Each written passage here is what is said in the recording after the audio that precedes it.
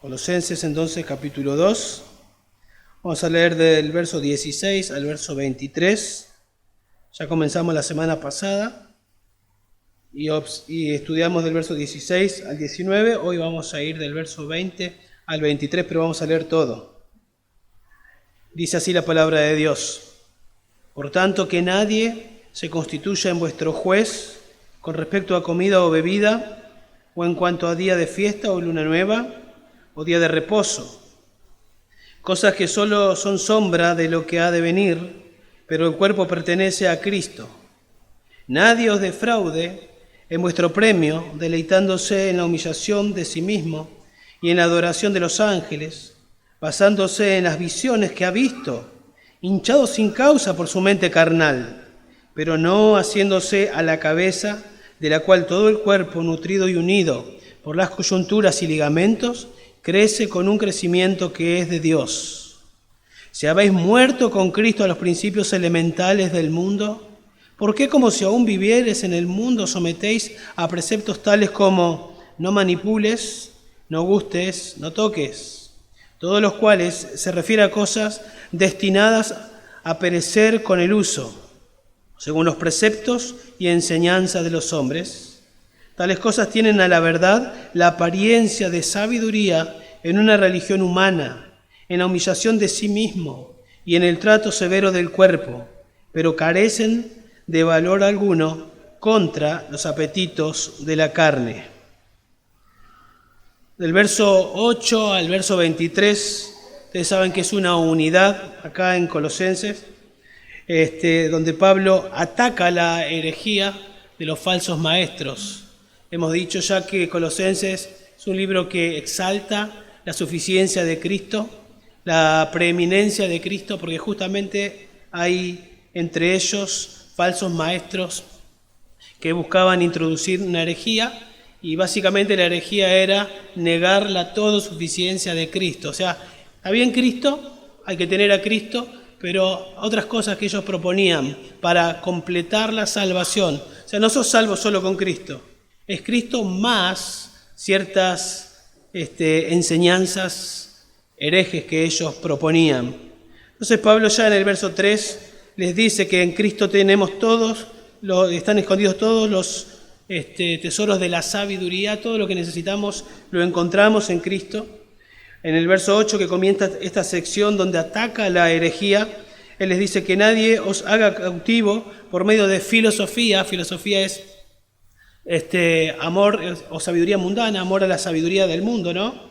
Es por sabiduría mundana que nadie los engañe por medio de sutilezas, tradiciones de hombre, y después dice conforme a los principios elementales del mundo y no según Cristo, filosofía aparte de Cristo. Y entonces en el verso 9 Pablo le dice, ¿por qué? Da la razón, porque nadie los tiene que engañar con cosas que son aparte de Cristo, porque toda la plenitud de la deidad reside corporalmente en Él. O sea, Jesús es Dios, y si Él es Dios, Él es todo suficiente. Eso es lo que significa, lo que está diciendo Pablo. Y habéis, Colosenses y todo creyente, habéis sido hechos completos en Él, que es la cabeza, sobre todo poder y autoridad. Cristo es todo suficiente, en Cristo tenemos todo lo que necesitamos, y al estar nosotros en Cristo, recibimos de Él, que es completo, todo lo que necesitamos para vivir una vida piadosa. Entonces, del verso 11 al verso 15, Pablo explica un poco acerca de qué es esto de estar completo en Cristo. Fuimos unidos a Cristo. ¿Sí? Cuando el creyente viene a Cristo en arrepentimiento y fe, es unido a Cristo, ya no está en la esfera de la carne, sino que ahora es unido a Cristo y tiene todos los beneficios de estar en Cristo. Si Cristo no es Dios, a Cristo le falta algo, entonces nos falta algo a nosotros. Pero Cristo es Dios, y nosotros estamos en Cristo y tenemos todo lo que necesitamos para vivir una vida piadosa. La herejía era una especie de sincretismo, habíamos dicho, que involucraba filosofía, como mencionamos, legalismo, como vimos la semana pasada, misticismo y ascetismo. ¿Y qué es lo que Pablo hace? Ataca cada aspecto de esta herejía, cada aspecto de esto que acabo de mencionar. Y habíamos dicho la semana pasada que si podíamos resumir esto en una oración, un poco larga, pero lo habíamos hecho de esta manera. Nosotros los creyentes estamos completos en Cristo. Por lo tanto, no debemos permitir que nos influencien con prácticas que supuestamente necesitamos realizar o experiencias que necesitamos tener para alcanzar la salvación o una espiritualidad profunda, pero que nada tiene que ver con Cristo. Porque estamos completos en Cristo, debemos rechazar todo aquello, prácticas o experiencias que nos proponen como necesarias para completar la salvación o para crecer en santidad. Bueno, ¿cuáles son algunas de esas prácticas que supuestamente nos llevarán a una espiritualidad más profunda? Dijimos que en esta sección del 8 al 23 menciona 4, una la vimos por separado, la filosofía, y después versos 16 y 17 vimos el legalismo, o un aspecto de la herejía que tenía que ver con el legalismo, y habíamos dicho al enseñar ese punto, porque estamos completos en Cristo, debemos rechazar el legalismo como una forma de alcanzar la salvación o una espiritualidad más profunda. Habíamos dicho que el legalismo es, en esencia, creer que merezco el favor de Dios, cumplo esta regla y esta regla, entonces yo merezco el favor de Dios, Dios tiene que darme su favor porque yo cumplo reglas. De manera que el antídoto contra el legalismo es el Evangelio, habíamos dicho. Porque el legalismo, que aparece de muchas maneras, ellos lo tomaban del Antiguo Testamento y decían tienen que cumplir, o tienen que abstenerse, o tienen que comer cierta dieta, cierta comida, cierta bebida, guardar ciertos días festivos. Si ustedes lo hacen, entonces van a completar la salvación, entonces van a ser más santos. Y Pablo dice, todo eso está en el Antiguo Testamento, ellos lo malinterpretan, todo eso era sombra de lo que había de venir, todo eso apuntaba a Cristo, Cristo vino y no hay que guardar nada de eso. Y ustedes están en Cristo, ya es suficiente, no es Cristo más ciertas cosas. El antídoto contra el legalismo, entonces el Evangelio es Cristo. Y también dijimos, verso 18 y verso 19, porque estamos completos en Cristo, debemos rechazar el misticismo como una forma de alcanzar espiritualidad, una espiritualidad más profunda. El misticismo explicamos que es una experiencia personal de buscar de una manera inmediata a Dios y no por medio de las Escrituras. O sea, yo puedo oír la voz de Dios de manera audible o tener una experiencia directamente con Dios, pero no es así. Básicamente el antídoto contra el misticismo, Pablo dice que hay que asirse de la cabeza, y la cabeza es Cristo. Sujétate a la cabeza. ¿Y cómo yo me sujeto a la cabeza? La cabeza es Cristo. Bueno, Cristo habló su palabra, toda la Escritura es inspirada por Dios, que la palabra de Cristo more en abundancia. Mis ovejas oyen mi voz y me siguen. Cuando nos sujetamos a las Escrituras, nos sujetamos a la cabeza. Entonces, no estoy buscando experiencia, estoy buscando en las Escrituras, que Dios me hable por medio de las Escrituras. Nada de sueños, de revelaciones, nada raro, ni apóstoles, ni nada, ninguna otra cosa. Tengo palabra de Dios, porque la palabra de Dios ya está acá. ¿Sí? Pero no solo la herejía tenía que ver con filosofía, no solo tenía que ver con legalismo, no solo tenía que ver con misticismo, también tenía un aspecto del ascetismo, y eso vamos a ver hoy, verso 20 al 23. Entonces decimos, porque estamos completos en Cristo, debemos rechazar el ascetismo como una forma de alcanzar una espiritualidad más profunda. ¿Sí? Los creyentes debemos buscar la santidad, eso está claro en las Escrituras. Debemos buscar la santidad, sed santos porque yo soy santo, dice la palabra de Dios. Pero no tenemos que buscar la santidad por medios carnales. Los herejes acá proponían el ascetismo, que es un medio carnal, para buscar la santidad, para buscar abstenerse de apetitos carnales. Por eso en el verso 23, observen que habla de que todo lo que ellos proponían no carecían de valor contra los apetitos carnales. O sea, ellos están promoviendo una doctrina para que sean más santos, para que se abstengan de apetitos carnales, pero no funciona, dice Pablo, no funciona. Ahora, ¿qué es el ascetismo? Bueno, el verso 23 nos dice un poquito en qué consiste, observen. Ahí dice trato severo del cuerpo. Es un poco en que consiste el ascetismo, en tratar el cuerpo de manera severa. Una definición, por ahí podemos decir lo siguiente: es la doctrina que enseña que debemos privarnos de ciertos placeres cotidianos, llevando una vida rigurosa con el propósito de crecer espiritualmente. Cuando hablo de placeres cotidianos, estamos hablando de placeres lícitos, ¿sí? No estoy hablando de algo pecaminoso. Tal vez comer, beber, abstenerse de matrimonio, de relaciones sexuales lícitas. Bueno, toda una serie de cosas que hay que abstenerse, ¿sí? De no alimentar el cuerpo, por así decirlo. Abstenerse de todas estas cosas para buscar una espiritualidad más profunda. Bueno, esto es en los tiempos bíblicos. Después de los tiempos bíblicos, por ahí, personas que practicaron esto, conocidos. El más conocido tal vez es Martín Lutero, de los que más podemos conocer. Antes de llegar a Cristo, él se lastimaba. Él mismo maltrataba a su propio cuerpo para retener los apetitos carnales. Por sus luchas que él tenía, él creía que lastimándose podía abstenerse de apetitos carnales y buscar una espiritualidad más profunda. Él nunca estaba seguro de su salvación. Y dice que se maltrataba el cuerpo, se acostaba en la escarcha para maltratar su cuerpo y de esa manera buscar espiritualidad, hasta que abrió la Biblia, leyó Romanos 1:17, entendió el Evangelio y listo con el ascetismo. Cristo fue suficiente para él. En el catolicismo nosotros sabemos del celibato, de muchas penitencias, de monjes que se flagelan o se flagelaban. Muchos de ellos dejaron de bañarse, se aislaron para buscar la espiritualidad. Ayunos extremos, camas con cardos, dormían, todo maltratándose el cuerpo para buscar espiritualidad. Eso es bien satánico, bien satánico. Un hombre llamado, que si ustedes googlean, Simeón Estilita, ustedes buscan, le va a saltar, vivió en el año 390 al 459 y los últimos 37 años de su vida vivió arriba de una columna. Él hizo hacer una columna.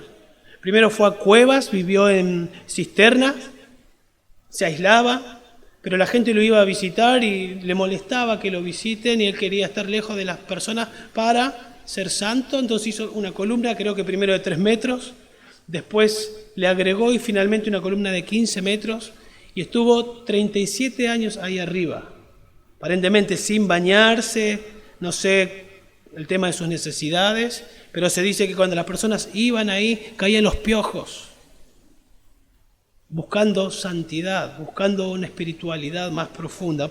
Eso es el ascetismo. Entonces, ¿por qué acá en verso 23 Pablo habla del trato severo del cuerpo? Bueno, porque ellos se maltrataban. En aquel tiempo había una mentalidad de que el cuerpo era malo y que el alma era lo que realmente importaba, ¿sí? El alma está presa en el cuerpo. Entonces hay que maltratar el cuerpo por el bien del alma, para que el alma sea liberada. O sea, lo que realmente importa es el alma, no el cuerpo. Eso es lo que decían. Eso era lo que proponía acá este aspecto de la herejía. Pero cuando nosotros vamos a la Biblia, por ejemplo, y vamos al principio de la Biblia y leemos que Dios creó, y cuando llegamos al verso 31 dice que Dios vio que todo lo que Él creó, incluyendo al hombre con su cuerpo, era bueno en gran manera. Bueno en gran manera. Después de Génesis 3 el hombre peca, pero a partir de ahí no encontramos un pasaje que dice, ahora el cuerpo es malo. Sí, el hombre cayó en pecado, pero, por ejemplo, se me ocurre pensar en la pena capital, allá en Génesis 9:6, donde dice que el hombre que derrama sangre, o sea, que mata, y para matar a alguien no tiene que hacerlo contra su cuerpo, y para que deje de existir, esa persona debe morir. Y Dios tiene en alta estima a la persona y la persona vive en el cuerpo. Bueno, Jesús trajo eso y cuando Pedro cortó la oreja, ¿se acuerdan? De aquel hombre y lo quiso defender, le dijo, Pedro, el que a espada mata, la espada muere. O sea, la Biblia enseña que después que somos creyentes, nuestro cuerpo es templo del Espíritu Santo. Y si bien es verdad que nosotros vamos a recibir un nuevo cuerpo, eso la Biblia enseña, 1 Corintios 15, 51, mientras aguardamos ese momento, estamos en un proceso de santificación y la Biblia dice que nosotros tenemos que glorificar a Dios con nuestros cuerpos, con todo nuestro ser. Y se nos dice ya en Romanos que no presentemos nuestros cuerpos o nuestros miembros como instrumentos para la iniquidad. No. Y después en Romanos 12:1 dice que presentéis vuestros cuerpos como sacrificio vivo. Eso es vuestro culto racional. Lo racional es que presentes todo tu ser, ¿sí? Obviamente tu mente, todo lo que vos sos y obviamente tu cuerpo, para que con tu boca glorifiques a Dios, con tus ojos glorifiques a Dios, con tus manos glorifiques a Dios. Obviamente en ninguna parte de la Biblia enseña que debemos maltratar al cuerpo, no lo enseña. Ahora dice ahí, si habéis muerto con Cristo a los principios elementales del mundo, ¿por qué como si aún vivierais en el mundo sometéis a preceptos tales? Lo que Pablo está haciendo acá al inicio de este versículo es recordarle la doctrina de la unión que el creyente tiene con Cristo. Cuando dice, si habéis muerto con Cristo, no es que está diciendo, ustedes murieron con Cristo, no es una posibilidad, no es que está preguntando, lo que está diciendo es, ya que habéis muerto con Cristo, es una realidad. Ya que habéis muerto con Cristo, ya que ustedes son salvos, porque ¿se acuerdan cuando iniciamos la carta? Pablo dice, yo cuando me enteré de vuestra fe, doy gracias a Dios porque me he enterado de vuestra fe, de vuestro amor. Eran creyentes. Y acá dice, ya que habéis muerto, y en el capítulo 3, verso 1, si habéis pues resucitado, ya que habéis resucitado, son creyentes. Ya que es una realidad que ustedes están unidos a Cristo, ya que están unidos a Cristo por la identificación en su muerte. Porque cuando el creyente se arrepiente de sus pecados y viene a Cristo en arrepentimiento y fe, la Biblia nos enseña que somos unidos a Cristo en su muerte, sepultura y resurrección. Llegamos a estar unidos a Cristo. Ahí en el verso 12, observen, Pablo ya habló cuando explicó acerca de la salvación completa que el creyente recibe, habló de verso 12 que el creyente es sepultado con él, con Cristo en el bautismo. En el verso 10 dice, y Él os dio vida juntamente con Él, muerte, sepultura, resurrección. Ustedes han llegado a estar unidos a Cristo. Alguien dijo, y creo de manera correcta, que la doctrina de la unión es la verdad central de toda la doctrina de la redención. Es la verdad central. Estamos unidos a Cristo y porque estamos unidos a Cristo, si pensamos, esta doctrina comienza desde antes de la fundación del mundo. Porque fuimos escogidos antes de la fundación del mundo, en un sentido, ya está la doctrina. La experimentamos cuando Dios nos salva en el tiempo. Y porque estamos unidos a Cristo, perseveramos, no vamos a perder la salvación, porque no se trata de nosotros, sino de Él. Y porque estamos unidos a Cristo, seremos glorificados. O sea, la doctrina de la unión de Cristo va de eternidad a eternidad, podemos decir. Y porque estamos unidos a Cristo, como recién decíamos, y Él es Dios y Él es suficiente, nosotros estamos completos en Él. Entonces Pablo dice, ya que moriste con Cristo, ya que estás unido a Cristo, y él agrega, moriste a los principios elementales del mundo, o sea, mediante la unión con Cristo fuiste librado, eso es lo que está diciendo.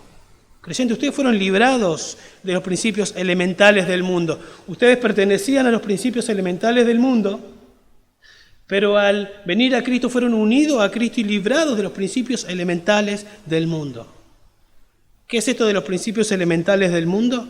En verso 8, Pablo ya habló de los principios elementales del mundo, pero si no recuerdan, es como que Pablo está diciendo el ABC, algo básico, algo elemental. ¿Y qué es esto básico, esto elemental que tiene que ver con el mundo? La religión que sea va a poder decir muchísimas cosas diferentes, pero todos tienen un punto en común. Hace esto y esto para ser salvo. Otro decir, hace esto y esto para ser salvo. Va a cambiar las cosas que hay que hacer, pero el punto es el mismo, salvación por obras.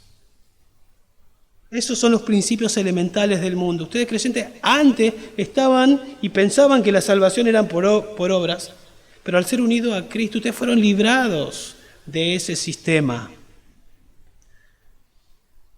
Pablo le está diciendo, practicar el ascetismo es adoptar el sistema religioso del mundo.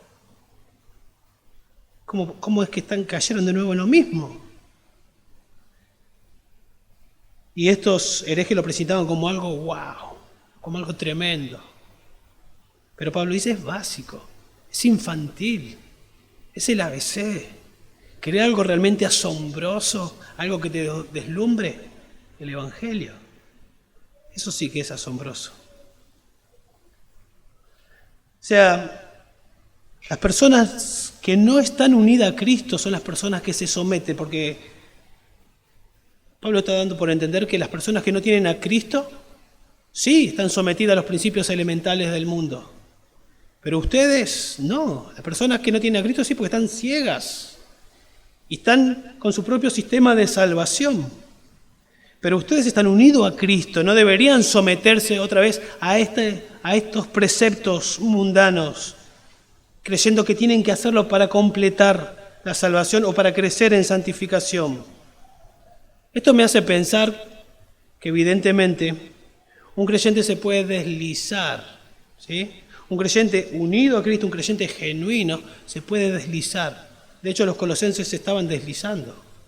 Ya sea porque alguien los engaña, ¿sí? Y los hace buscar en otro lado lo que ellos ya tienen en Cristo. Es como alguien que es rico por recibir una herencia.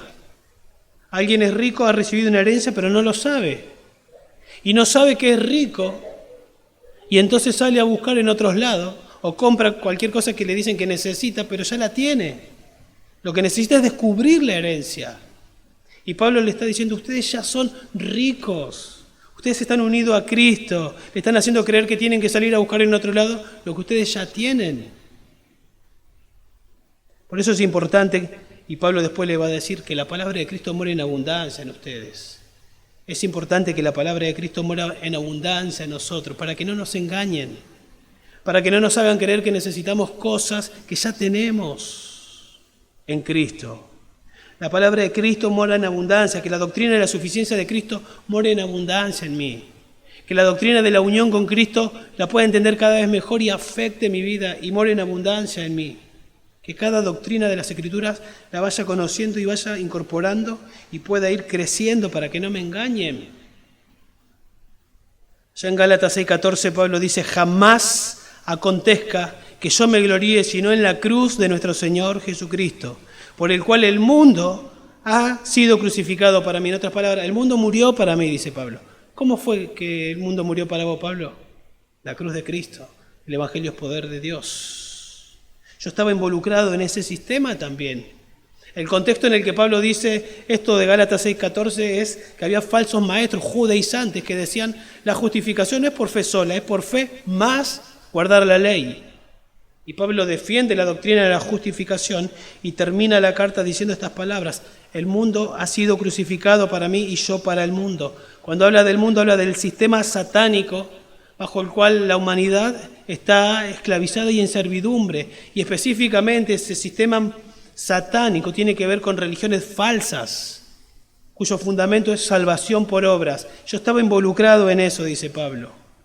Yo estaba involucrado en eso. Pero camino a Damasco fui unido a Cristo. Fui unido a Cristo. Y todas esas cosas que para mí eran wow, las tengo por basura. Por el incomparable valor de conocer a Cristo. Ahora estoy en Cristo y yo quiero sumergirme en Cristo y conocer más a Cristo. Tengo todo lo que necesito en Cristo. Ya he muerto a la idea de autosalvarme. Ustedes no están en el mundo, dice Pablo, pero resulta que vienen maestros del mundo, con ideas del mundo, Y ustedes ceden creyendo que necesitan algo más. No necesitan nada más. ¿Por qué, como si aún vivieras en el mundo, os sometéis a preceptos tales como no manipules, ni gustes, ni toques? ¿Por qué os sometéis? La palabra es dogmatizo. Conocemos esa palabra, dogma. ¿Por qué vienen maestros falsos y les traen dogmas humanos y tienen que hacer esto, esto y esto para? ¿Por qué? Y dice que lo que proponían eran cosas tales como no manipules, ni gustes, ni toques. Regulaciones. Regulaciones de cosas que no debían hacer. No hagas esto, no hagas esto, no hagas esto. ¿Sí? Como que el cristianismo es la religión de no hagas, no hagas, no hagas, no hagas, no hagas. No sabemos exactamente qué específicamente se refiere con no manipule, no guste, no toques. No sabemos qué tenía Pablo en su mente, pero obviamente los colosenses sí entendían. Lo que sí entendemos que eran regulaciones, que eran cosas que estaban prohibiendo los herejes, pero que Dios no prohibía. ¿Cómo sabemos? Porque el verso 22 dice preceptos y enseñanzas de hombres. No lo enseñó Dios, lo enseñaron hombres. Y probablemente por lo que dice ahí, ni gustes, tenía que ver con comida, con bebidas. No tienen que comer esto, no tienen que comer esto, no tienen que beber esto, o tenés que beber lo otro, para ser espiritual, para completar. Pero la comida no tiene ningún poder santificador, la bebida no tiene ningún poder santificador, ni salvador.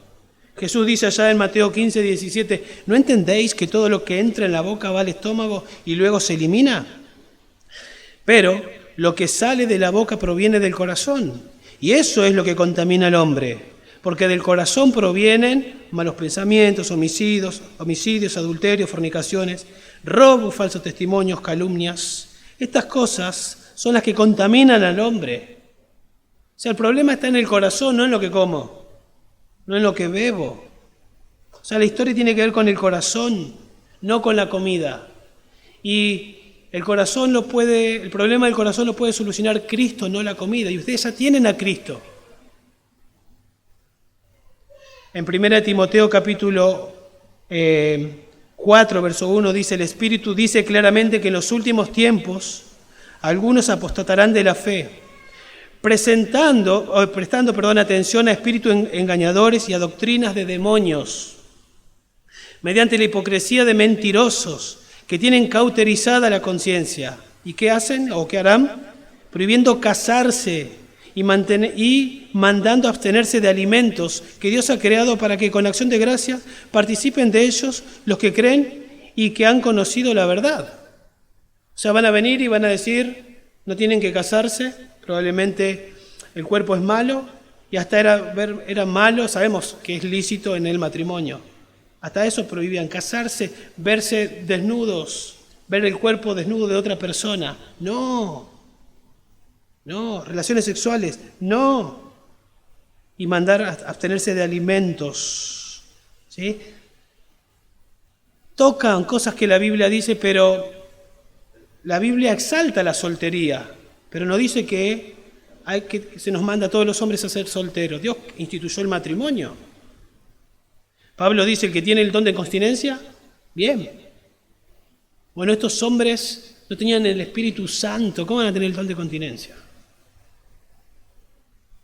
La Biblia también habla del ayuno, pero en su contexto, pero no como un mandato a abstenerse de alimentos. Porque todo lo creado por Dios es bueno, dice Timoteo capítulo 4, verso 4. Nada se debe rechazar si se recibe con acción de gracias. Nada se debe rechazar. O sea, los falsos maestros en un sentido contradecían las Escrituras, porque ellos estaban negando o prohibiendo o dando como requisitos cosas que Dios había creado para que las disfrutemos. El hombre más santo que existió en este mundo, ¿quién fue? Jesús. Y a Jesús le dijeron glotón y bebedor de vino. ¿Por qué? Porque él iba a bodas, Él comía con publicanos, él tomó vino, pero fue el hombre más santo del mundo. No tenía que ver con lo que comía o con lo que bebía la santidad. Obviamente, no fue un idólatra a la comida, eso es pecado. No se emborrachó con vino, eso sería pecado. Eso es otra cosa. No manipules, no gustes ni toques, según los preceptos de la enseñanza de los hombres, dice verso 22, y entre paréntesis, todas las cuales se refieren a cosas destinadas a perecer con el uso. Es decir, son inútiles, no sirven para nada en cuanto a lo espiritual. Se destruyen. Pensando en la comida, ¿la comés? ¿Se elimina? ¿Qué tiene que ver eso con lo eterno? ¿Soy más santo porque no como morcilla o porque no como chorizo o porque tomo café, no tomo café? ¿Porque tomo coca, no tomo coca? ¿Qué tiene que ver? No tiene nada que ver. Luego dice en el verso 23, tales cosas tienen a la verdad la apariencia de sabiduría en una religión humana, en la humillación de sí mismo y en el trato severo del cuerpo, pero carecen de valor alguno contra los apetitos de las carnes. Estas reglas, dice Pablo, tienen la apariencia de sabiduría, pero no suman nada para la salvación, ni para la santificación. No tiene nada que ver. Tales cosas tienen a la verdad la apariencia de sabiduría en una religión humana, pero en realidad es necedad. Porque la sabiduría, ¿en quién está? Verso 3. Todos los tesoros de la sabiduría están en... Y ellos proponían algo aparte de Cristo como, wow, tremendo, necedad. La sabiduría está en Cristo. Está en Cristo. Lo único que hacen estas cosas, dice Pablo, es llamar la atención a uno mismo, autohumillación. O sea, mírenme a mí como alguien que se está esforzando para ser salvo, como alguien que se está matando para crecer en santidad, pero no contribuye en nada. Recuerdo, mientras leía esto, recordaba cuando iba a Luján, estaba en la basílica comiendo al costado y bueno, un playón gigante con unas veredas anchas, empedradas. Y recuerdo ver a un hombre yendo de rodillas, despacito, muy cansado de rodillas, subiendo. Y toda la gente mirándolo como diciendo, wow, tremendo. ¿Necesita eso para ser salvo? ¿Para ser santo? Necesita a Cristo. A Cristo. Él ya sufrió por nosotros. Su sufrimiento sí que valió para que podamos ser salvos. Y ahora que estamos en Cristo, no necesitamos esos sacrificios para ser salvos o para crecer en santidad. No, para nada. Esto promueve el orgullo.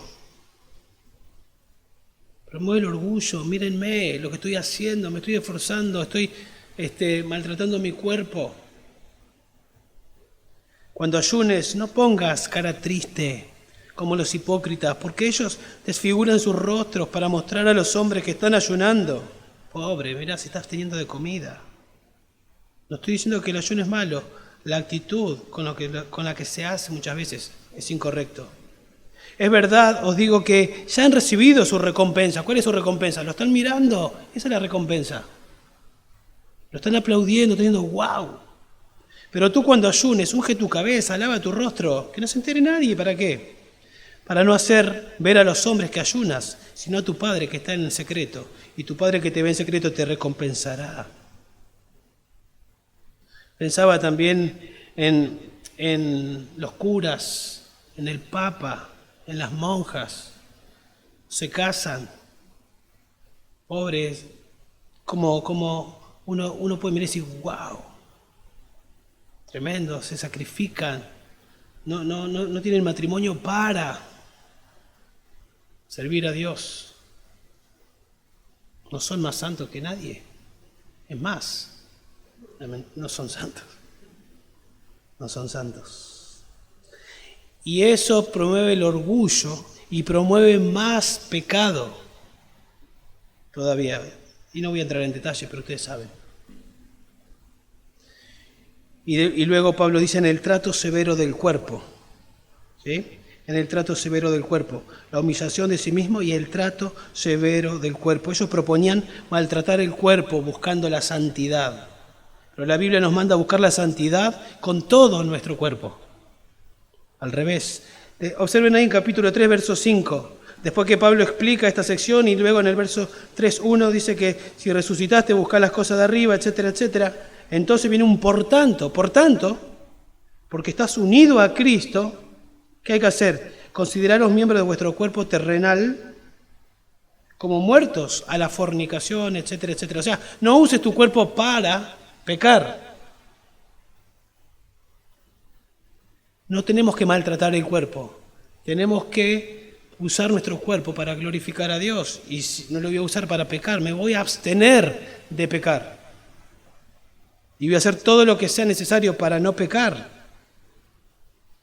Ellos proponían santidad mediante una conducta que resultaba de la carne.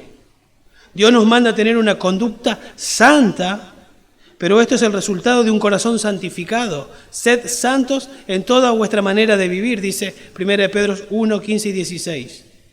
Pero en capítulo 1, verso 2, Pedro dice, ustedes fueron elegidos según el previo conocimiento de Dios por la obra santificadora del Espíritu Santo. Dios los regeneró para que puedan ser obedientes. Entonces, porque tienen un corazón regenerado, busquen vivir en santidad, en toda su manera de vivir. El Evangelio también, tengo que decir esto, enseña abnegación. De hecho, Jesús dijo, el que quiere venir en pos de mí, ¿qué tenía que hacer? Negarse a sí mismo, tomar su cruz y seguirle, ¿sí? Renunciar a tus pecados, a tus ídolos, a tu vida sin Cristo, para ponerte bajo mi señorío, para que yo sea tu Salvador, tu Señor. Ahora, la clase de abnegación que propone el Señor no es como este ascetismo, sino más bien una disposición firme a obedecerme a mí, que soy ahora tu Señor. Una vez que nosotros llegamos a ser salvos, también nos abstenemos de todo aquello que entendemos que de alguna manera nos puede llevar a pecar, pero eso no es ascetismo, ¿sí? Por ejemplo, Jesús dijo en capítulo 5, si tu ojo derecho te es ocasión de caer, córtalo. O sea, ser radical.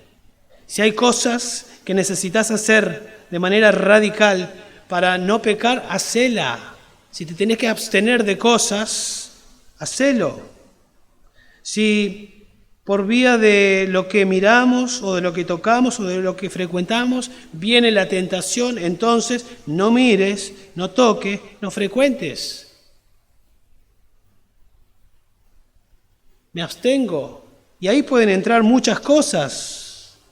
Todos nos abstenemos de pecar, pero no todos nos abstenemos de las mismas cosas que en sí no son pecados, pero que nos pueden llevar a pecar.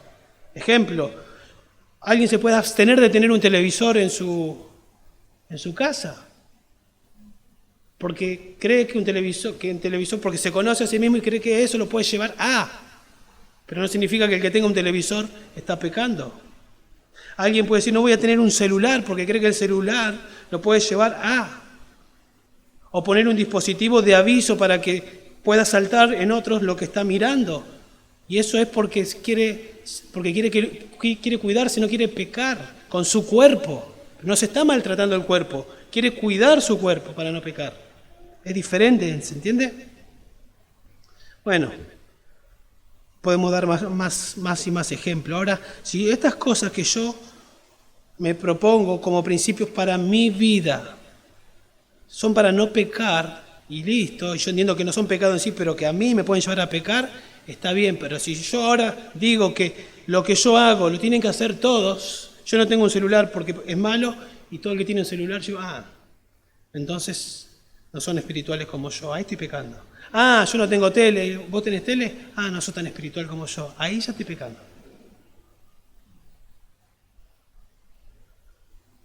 No tomo vino, y el que toma vino, ese está pecando. Sabemos que la Biblia no prohíbe el vino. Sí, emborracharse. Entonces me abstengo de lo pecaminoso, todos, pero de lo que me puede conducir a pecar, cada uno tiene que discernir y saber y ponerse esos principios.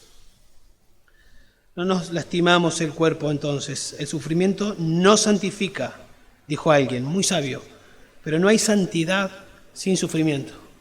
El sufrimiento no santifica, pero no hay santidad sin sufrimiento. Para buscar la santidad se sufre. Pensemos en Pablo, sufrió emocionalmente y sufrió físicamente. A medida que iba creciendo en santidad, más se entregaba al Señor, más servía al Señor, recibía maltrato de muchos hermanos, emocionalmente sufría, físicamente también era maltratado, sufría.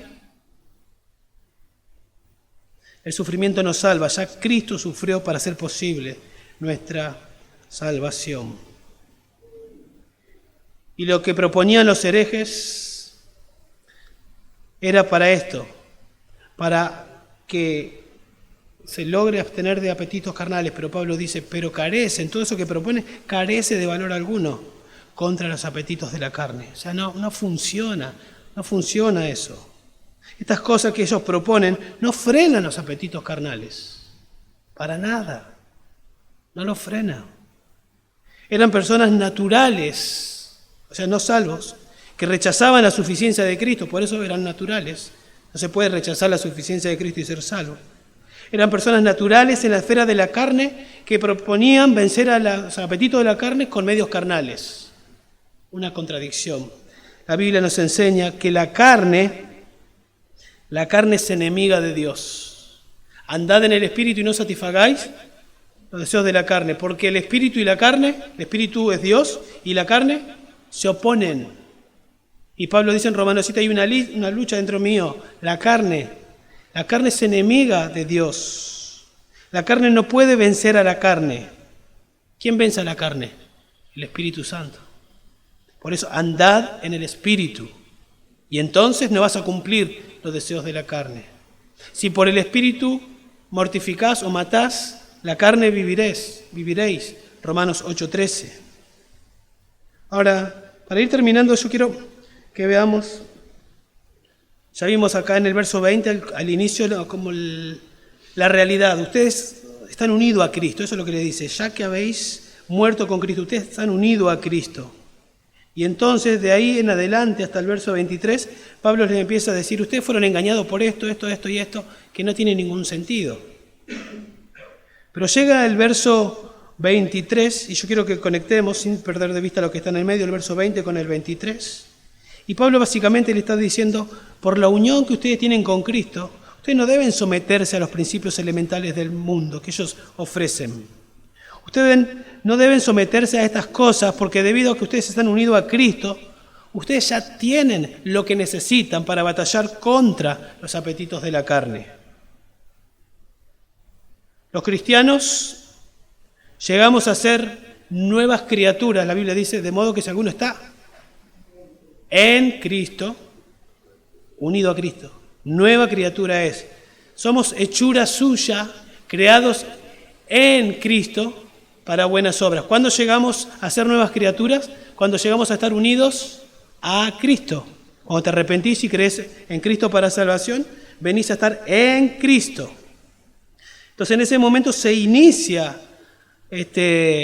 esa unidad en Cristo, pero continuamos unidos a Cristo. No solo se inicia, sino que continúa de esa manera. Por eso Jesús dijo, yo soy la vid, vosotros los pámpanos, ustedes están unidos a mí.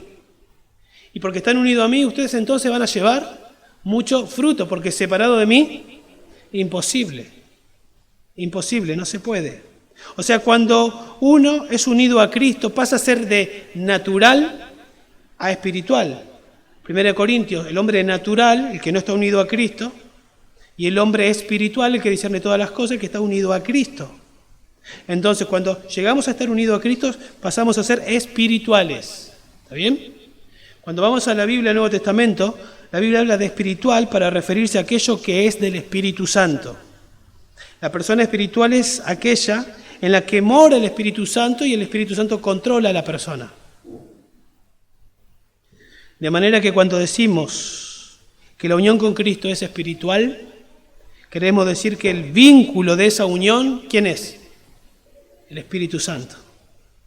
el Espíritu Santo, porque es el Espíritu Santo. Dice que todos fuimos bautizados en un cuerpo por el mismo Espíritu. Cuando usted creyó, el Espíritu lo introdujo en el cuerpo. ¿En el cuerpo de quién?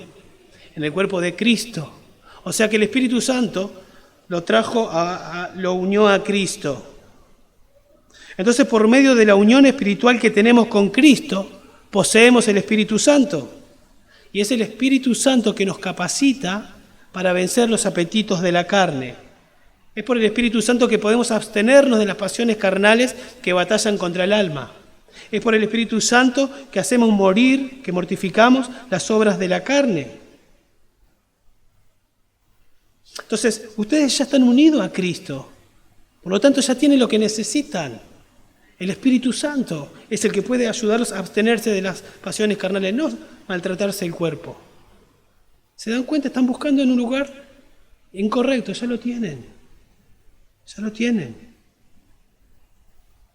Gálatas 5:16, ya lo dijimos recién, andad en el Espíritu. ¿Y qué? Y no cumpliréis los deseos de la carne. Ese es el método de Dios para renunciar a los apetitos carnales. ¿Y cómo hago esto? Pablo capítulo 3 va a decir, ¿sabéis pues resucitado con Cristo qué? Buscad las cosas de arriba, donde está Cristo. Poned la mira en las cosas de arriba, no en la de la tierra. ¿Y quién me lleva a hacer eso? El Espíritu Santo. El Espíritu de Dios. Buscar las cosas de arriba tiene que ver con buscar la voluntad de Dios. La voluntad de Dios, ¿dónde la encontramos? En las Escrituras. El Espíritu Santo me lleva a las Escrituras, me abre los ojos para que yo pueda ver las maravillas de su ley, me ayuda a entender una verdad bíblica y me capacita para obedecerla. La unión con Cristo es la base de la santificación, donde Dios obra de forma especial por el Espíritu Santo. Dios aparta al creyente para sí mismo y lo hace cada vez más santo, lo transforma progresivamente a la imagen de Cristo. ¿Y cómo lo hace? Por medio del Espíritu Santo. Todos nosotros, mirando a cara descubierta como en un espejo, somos transformados de gloria en gloria. Somos cada vez más parecidos a Cristo, como por el Espíritu.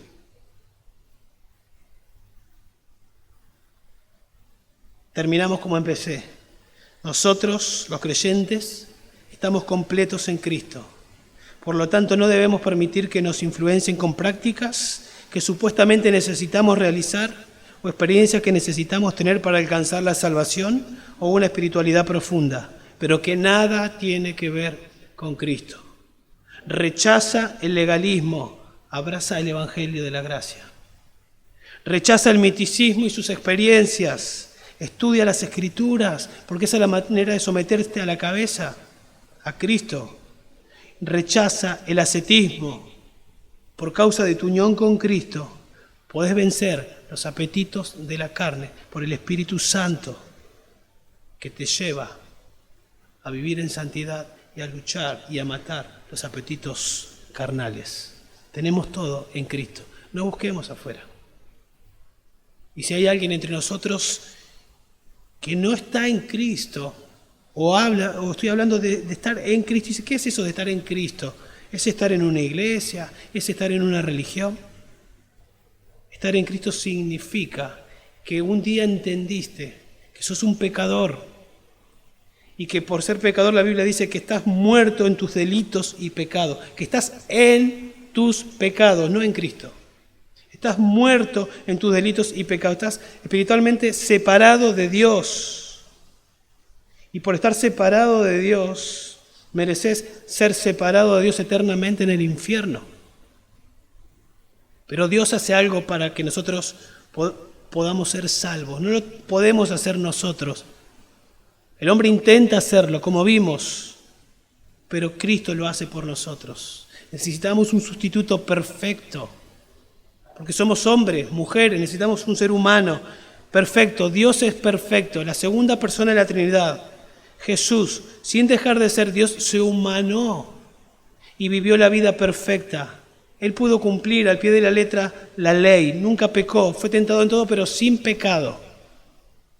Pero Él vino para ser un ejemplo moral, no, Él vino para ser nuestro sustituto. Vivió 33 años y demostró que fue impecable, pero a la edad de 33 años Él fue a la cruz como sustituto. ¿Qué significa? En mi lugar. Él cargó mis pecados, tus pecados, y el castigo que yo merecía y que usted merecía recibir eternamente en el infierno, Jesús lo recibió en 3 horas en la cruz. El Padre castigó al Hijo, como si el Hijo fuese yo, como si el Hijo fuese usted. Y cuando toda la ira, todo el castigo que yo merecía, lo recibió Cristo en 3 horas, Cristo recién ahí dijo, consumado es. La cuenta fue totalmente pagada. Entregó el Espíritu y murió. Pero no quedó en la tumba, al tercer día resucitó victorioso. Consiguió la justicia, esa que yo necesito. Y Él me la puede dar y me la quiere dar, pero el requisito es arrepentimiento y fe. Arrepentite de tus pecados para con Dios, en contra de Dios. Y tenés que creer que yo los pagué todo. Pero eso tenés que hacer. Si pensás que es Cristo más algunas cosas que tenés que hacer, estás creyendo como los herejes. No podés ser salvo. Él lo hizo todo. Muerte, sepultura y resurrección, para perdonar todos tus pecados pasados, presentes y por venir. Si te arrepentís y crees en Cristo como tu único y suficiente Señor y Salvador, Él te salva. Y la evidencia de que Él te salva va a ser que tu vida va a comenzar a ser diferente como resultado de la salvación. No estoy diciendo que tenés que empezar a hacer cosas para ser salvo. Como resultado te vas a dar cuenta. Vas a empezar a tener hambre de la Biblia, vas a empezar a rechazar el pecado, vas a querer estar con los hermanos, etcétera, etcétera, etcétera. Pero en resumen, para ser salvo, arrepentite de tus pecados creyendo que Jesús los pagó todo. Eso solo es lo que tenés que hacer. Y estarás en Cristo, y estarás completo, y tendrás todo lo que necesitas para vivir una vida que agrade a Dios, como la tenemos todos los que ya somos creyentes. Vamos a orar. Padre, te damos las gracias por tu palabra, Señor. Gracias por explicarnos, por enseñarnos, por tratar con nuestras vidas. Señor, es preciosa tu palabra. Gracias por la salvación que tenemos en Cristo y por todo lo que tenemos por ser cristianos. Señor, ayúdanos a entender que estamos completos. Por favor, queremos crecer, queremos conocer más las Escrituras. No queremos ser presas del engaño, del error. Y queremos ayudar a otros, hermanos nuestros tal vez, que están en el engaño. Y a otros que todavía no son creyentes, pero que están siendo engañados, Dios, y que necesitan el Evangelio. Ayúdanos, Dios, a enamorarnos más y más de ti, Dios. De no dejar de asombrarnos de la salvación que nos has dado. De vivir, Señor, de ocuparnos de la salvación con temor y temblor y de proclamarla también. Te lo rogamos y te lo pedimos en Cristo Jesús. Amén.